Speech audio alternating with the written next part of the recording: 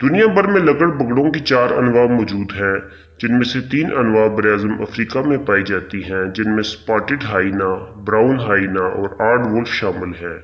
जबकि लगड़ बगड़ों की एक नौ बरआज़म एशिया में सेंट्रल एशिया, मशरक़ वस्ता और जनूबी एशियाई ममालिक में पाई जाती है, जिसका नाम धारीदार लगड़ बगड़ या स्ट्राइप्ड हाइना है।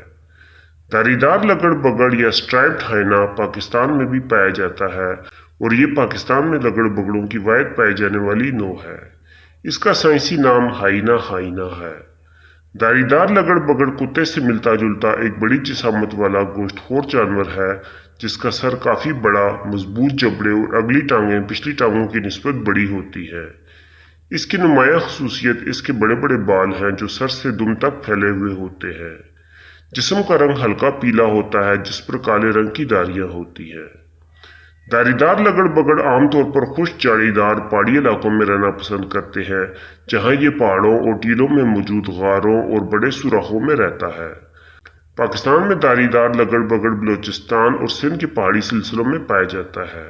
एक वक्त था जब ये बलूचिस्तान और सिंध में आम मिलता था, लेकिन आजकल ये बलूचिस्तान में बहुत कम रह गया है, जबकि सिंध से तकरीबन इसका खात्मा हो चुका है।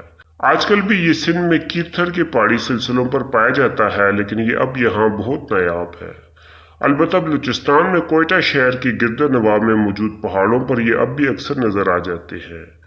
सूबा पंजाब में ये इंतहाई नायाब है और यहाँ इसकी मौजूदगी के सिर्फ इक्का दुक्का रिकॉर्ड्स ही है, जो लाहौर शहर में भारत की सरहद के करीब मिले हैं।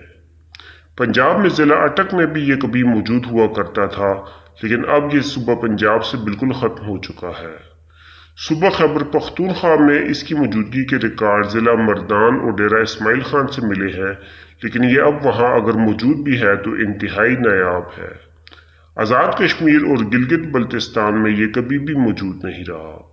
2001 में क्वींसलैंड यूनिवर्सिटी की एक टीम ने सिंध में कीरथर नेशनल पार्क में धारीदार लगड़ बगड़ की मौजूदगी के हवाले से एक सर्वे किया, क्योंकि इस इलाके में इनकी आबादी और इनकी ज़रूरियात के हवाले से हमारे पास कोई डाटा मौजूद नहीं था।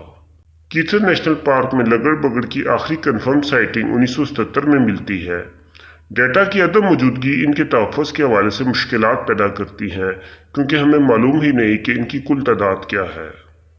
सिंध में मौजूद कीरथर नेशनल पार्क एक बड़ा वाइल्ड लाइफ पार्क है, जिसका रकबा 3078 मुरबा किलोमीटर है। ये नेशनल पार्क बहुत से नायाब और इंडेंजर्ड जंगली जानवरों की महफूज पनाहगाह है। क्वींसलैंड यूनिवर्सिटी की इस तहकीक में कीरथर नेशनल पार्क में बराह रास्त तो कोई लगड़ बगड़ नजर नहीं आया, लेकिन वहां तकरीबन 8 लगड़ बगड़ों की मौजूदगी के वाज़ेह सबूत मिले।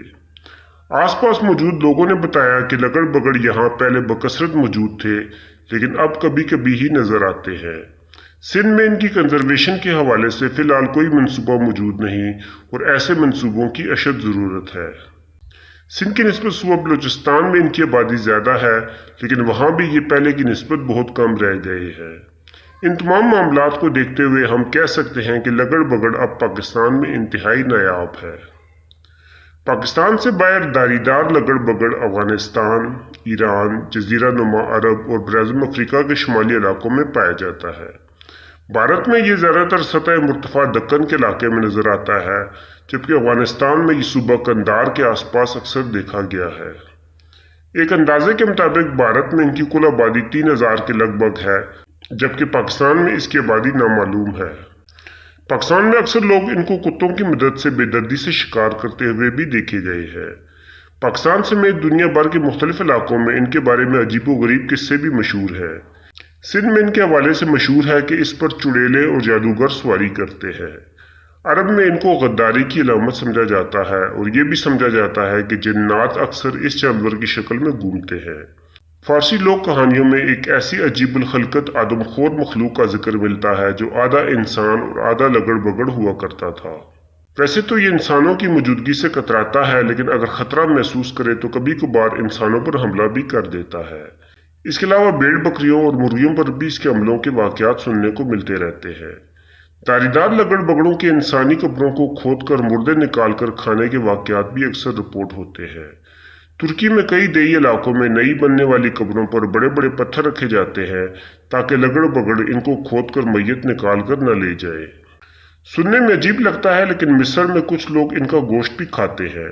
اس کے علاوہ عرب بدو بھی ان کا گوشت میڈیسن کے طور پر مختلف بیماریوں کے علاج کے لیے استعمال کرتے ہیں۔ پاکستان میں کچھ لوگ لگڑ بگڑوں کے بچوں کو پکڑ کر سودا لیتے ہیں اور ان سے شکار کا کام لیتے ہیں، کیونکہ اگر ان کو بچپن سے ٹرین کیا جائے تو یہ بہت اچھی طرح ٹرین ہو جاتے ہیں۔ دھاری دار لگڑ بگڑ عام طور پر اکیلے ہی نظر آتے ہیں۔ یہ اکیلے ہی خوراک کے اصول کے لیے نکلتے ہیں اور کبھی کبھار ہی گروہ میں دیکھے گئے ہیں۔ البتہ اپنی ڈین یا غار میں یہ ایک فیملی یا گروہ کی شکل میں رہتے ہیں۔ بڑے بہن بھائی بعض اوقات اپنے چھوٹے بہن بھائیوں کے لیے خوراک لے کر آتے ہیں اور ان کا خیال رکھتے ہیں۔